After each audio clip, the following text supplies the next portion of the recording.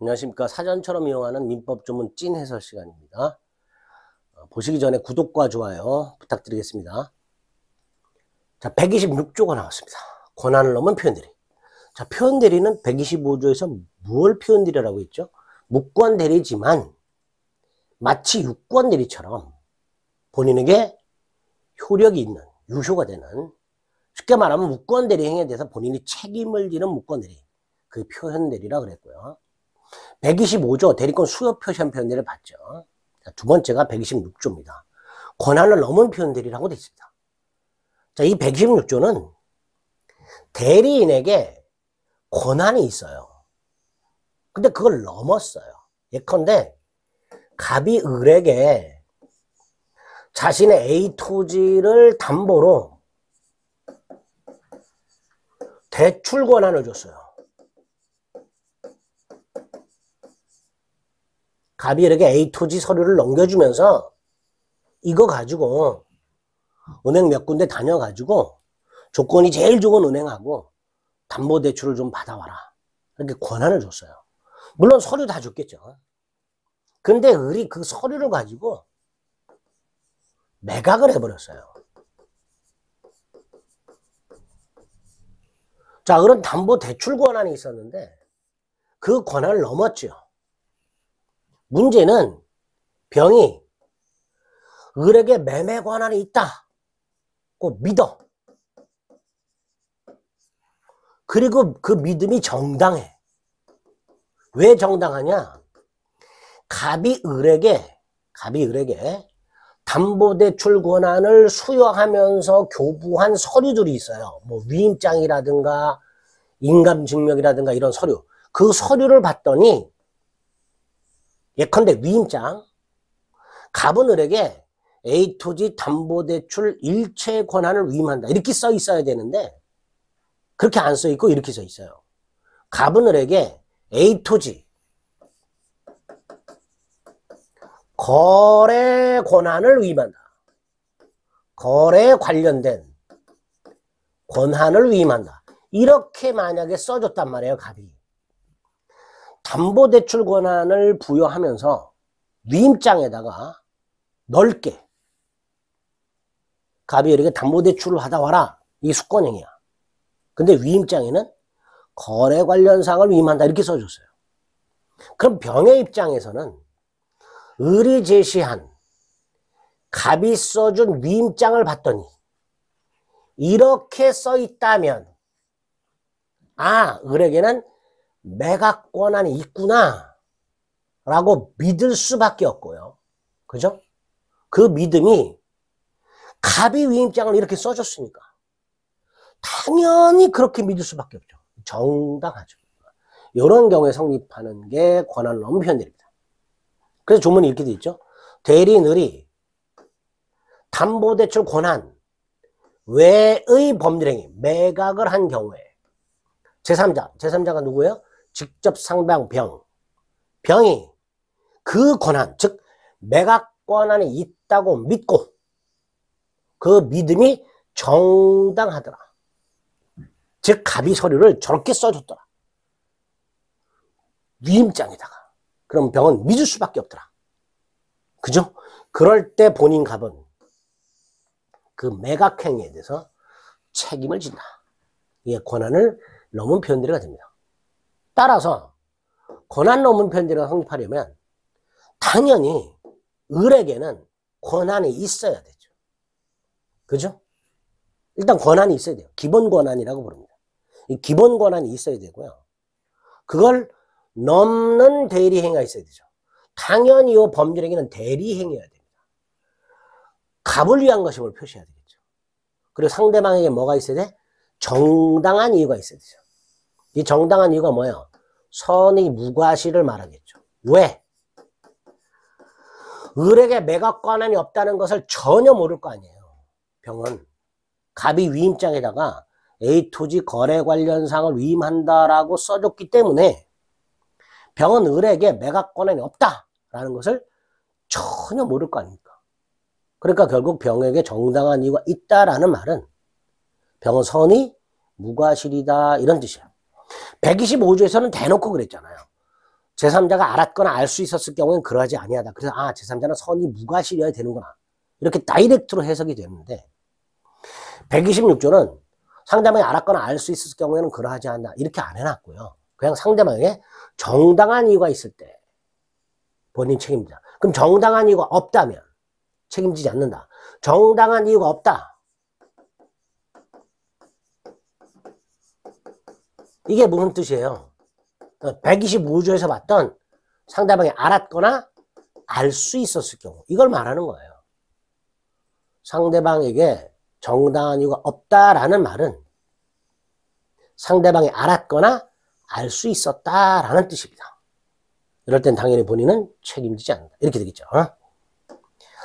자, 126조는 이렇게 본인을 위해서 일정한 행위를 할 수 있는 권한이 이걸 기본 권한이라고 그랬죠. 그 권한이 있는 자가 그 권한을 넘은 대리 행위를 했을 때 성립합니다. 얘가 나와 있죠. 갑이 을에게 자신의 A 토지를 담보로 금전 차용을 부탁을 했는데 을이 이걸 넘어서서 매각을 한 경우와 같이 기본적인 어떠한 권한이 있는 대리인이 그 권한의 범위를 넘어 대리하는 한 경우에 성립하는 표현 대리가 됩니다. 자, 이때 권한을 넘은 표현 대리의 기본 권한에 속하는 행위. 좀 전에 애가 뭐였었어요? 담보대출이죠. 그 권한을 넘은 행위. 뭐였었죠? 매각이죠. 동종류도 아니고요. 유사하지도 않아요. 그래도 성립하게 됩니다. 즉 126조 권한 넘은 표현대리가 성립하기 위하여 그 권한에 속하는 행위와 그걸 넘은 행위가 동종일 필요도 없고 유사할 필요도 없습니다. 이런 판례도 있어요. 갑이 을에게 소유권 이전 등기 신청을 위임했어요. 서류를 줬겠죠. 그런데 을이 그 서류를 가지고 매각을 해버렸어요. 이때 등기 신청은 등기소라는 국가기관을 상대로 하는 공법상의 행위입니다. 즉 공법상의 행위 권한이 있는 자가 매각 같은 사법상의 행위를 했어요. 이 경우에도 권한 넘은 표현대리가 성립할 수 있다는 게 판례이기 때문에 기본 권한에 포함되는 공법상의 행위와 그걸 넘는 사법상의 행위, 동종류도 아니고 유사하지도 않죠. 그래도 권한 넘은 표현대리가 성립할 수 있게 됩니다. 자, 이런 기초를 가지고 조문을 해석해 볼게요. 다시 한번. 대리인이 권한 외의 범죄를 한 경우 다시 한번 갑일에게 담보대출을 부탁했는데 매각을 했다. 제3자, 즉 직접 상대방 병이 권한이 있다고 믿었다. 즉 을에게 매각 권한이 있다고 믿었다. 그리고 그 믿음이 정당하다. 다시 말해서 을에게 갑수 외의 토지를 매각할 권한이 없다라는 사실에 대해서 병은 뭐다? 선이 무과실이다. 왜? 을이 A 토지 매각에 관한 갑이 건네준 서류 일체를 구비하고 있기 때문에 아까 말씀드렸듯이 위임장에 A 토지 담보대출 권한을 위임한다라고 되어 있지 않고 A 토지 거래 관련 사항을 위임한다라고 써 있고 갑이 떼준 인감증명서에서도 A 토지 매도용이라고 써 있단 말이죠. 그렇다면 병의 입장에서는 철석같이 믿을 수밖에 없고 그 믿음이 정당하겠죠. 자, 이때 병에게 정당한 이유가 있는지 없는지 여부는 당연히 을과 계약을 할 당시에 객관적 사정을 가지고 즉 서류를 제대로 확인했는가 이거 가지고 판단해야 됩니다. 을이 믿을 만한 사람이다. 이런 을의 주관적인 평가 이거 가지고 판단해서는 안 되고요. 계약 당시 객관적 사정 기준으로 판단해야 되겠죠. 그러면 본인은 그 행위에 책임이 있다. 즉 그 행위는 마치 유권대리처럼 본인에게 효력이 있다. 이게 126조가 됩니다. 특히 126조에서는 기본 권한이 뭐냐? 여기 좀 문제가 많이 되고요.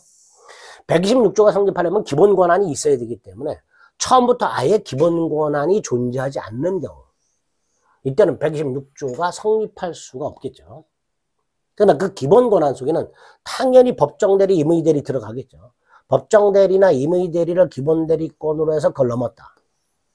또 복대리는 선임할 권한이 없는 대리인이 예를 들어서 임의대리인데 임의대리는 본인 승낙이나 부득이한 사유가 있어야 복대리인 선임하잖아요.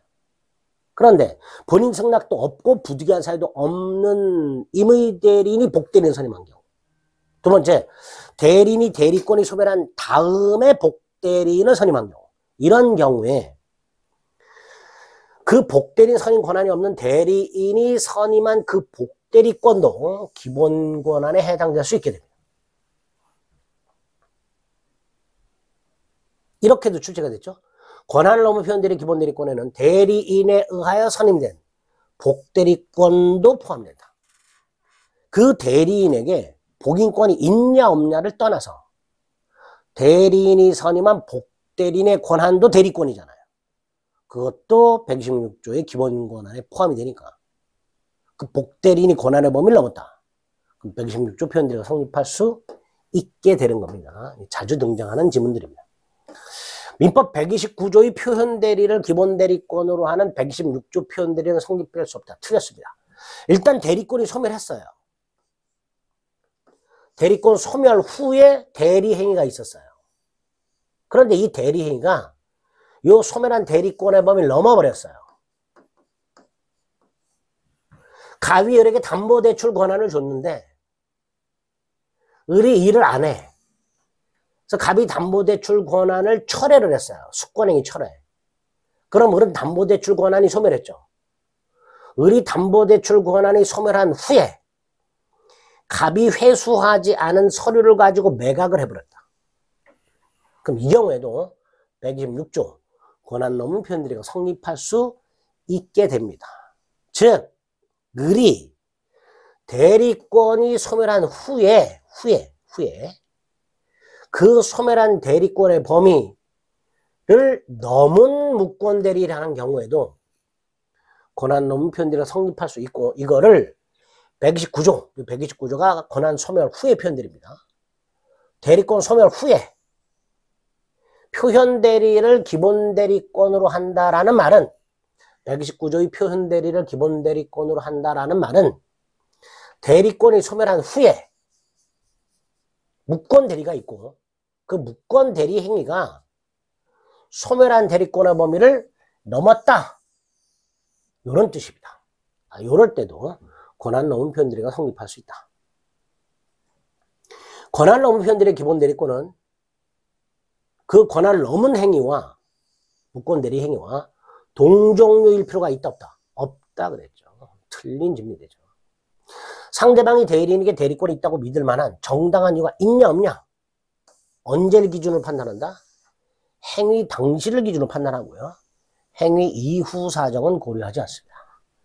126조 권한을 넘은 표현들이다. 조금 어렵지만 이런 지문들이 자주 등장하니까 126조 간단하게 권한이 있고 그걸 넘었다. 그리고 상대방은 선의 무과실, 즉 정당한 이유가 있다. 이럴 때 성립하는 표현들이다 라고 생각하시면 되겠습니다.